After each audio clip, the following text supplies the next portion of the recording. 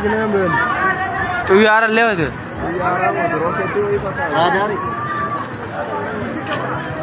السلام عليكم ورحمة الله وبركاته. رب اشرح لي صدري ويسر لي أمري وأحلل عقدة من لساني.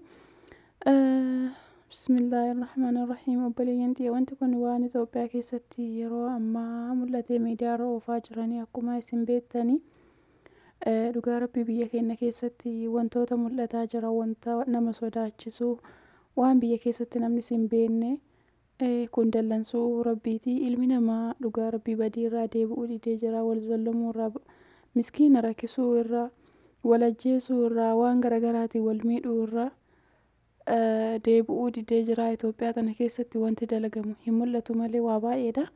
Rabbiin nu haa teessu. Rabbi akka keenya ilaalee nutti hin dallanini. Dhugaa rabbii badii kennaa fi wanti kun hundinuu ilmi namaa garuu waan beekuu, waan yaadatu, wanti hundayyuu akka salphaa wayititti ilaalani. Rabbiin nu haa teessu. Akkuma argitanii viidiyoon kunis viidiyoo lammataa kuni biyya Ameerikaa keessatti biyya ofiin dhaadatu, biyya waan hundaaniyyuu dhaadatu. Rabbiin subhaanallah dandeettii isaatiin akkana godhu jira.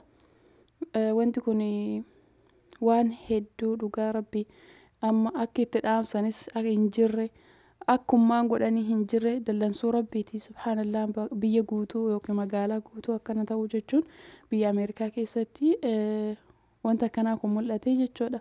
Akkasuma biyyoota garagaraa keessatti wanti mul'ataa jiru waan qalbii nama cabsu, nama waa beekuuf dhugaa rabbii nama lubbuu fi tana sodaatuu fi silaa waan keessa jiran san keessa dafanii karaa rabbiititti osoo deebi'anii osoo tawbatanii waan bareedaadha. Garuu ilmi namaa bakka san hin jirru bannee jirra. Dhugaa rabbii yoo rabbiin nu qajeelfate, rabbiin nu dhiise malee osoo akka dalagaa kennaate, osoo akka nu wal goonuuti kanaa ol qaata rabbiin lafarraa nu xarage.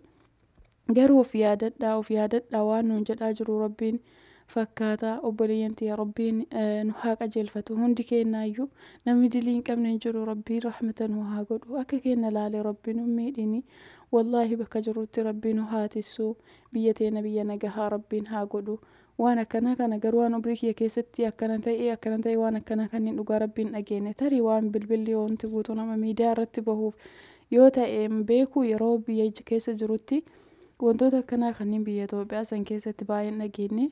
Kirkira lafaa akkas waan jedhamu kana baay'een dhageenne. Garuu subhaanallah rabbiin nu haa tissu. Jajjabaattee jirti wanni martinuyyuu.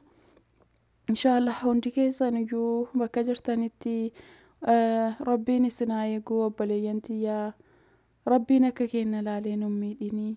Wallaahi badiin teena hedduudha, badiin teena gurguddoodha. Waan nurra gahe kana hundaanuu namni akka qalbii wayititti ilaalutti jira. Oluma fidanii miidiyaa irratti darbanii irraa haasanii cal'isuu taate waan keessa jiru irraa baqataan jirru, tawbataan jiru. Ilmi namaa wallaahi muka ta'ee jira, onneen goddee jirti, waan hin beeku namni jallatee jira. Subhaanallah wal miidhuunis uummata akka itti fakkaataan jiru. Miskiinni azabame, rakkataan meeqa biyya keenya keessatti rakkate. Hojima kennaa fi namni beekaan jiru. Wallaahi biyyi keenya namni ka quba hin qabnetu keessa isiitti miidhamaa jirti. Kan namni arguuf hin dandeenye dubartiin rakkachuu jirti. Jaarsi nama guddaa rakkachuu jira. Namoota silaa kabajaan isaanii malutu salphachuutti jirani. Wallaahi rabbi akka keenya ilaalee nu salphisini. Yaa rabbi kiyya akka keenya ilaaltee nu salphisini. Yaa rabbi yaa Allah. يا ربي يا الله لا إله إلا أنت سبحانك إني كنت من الظالمين. يا ربي يا الله لا إله إلا أنت سبحانك إني كنت من الظالمين. يا رب يا رب يا رب يا الله لا إله إلا أنت سبحانك إني كنت من الظالمين. والله ربي نهاتس وبلينتي ربي نهاتس. لا إله إلا الله وحده لا شريك له له الملك وله الحمد وهو على كل شيء قدير. لا إله إلا الله وحده لا شريك له له الملك وله الحمد وهو على كل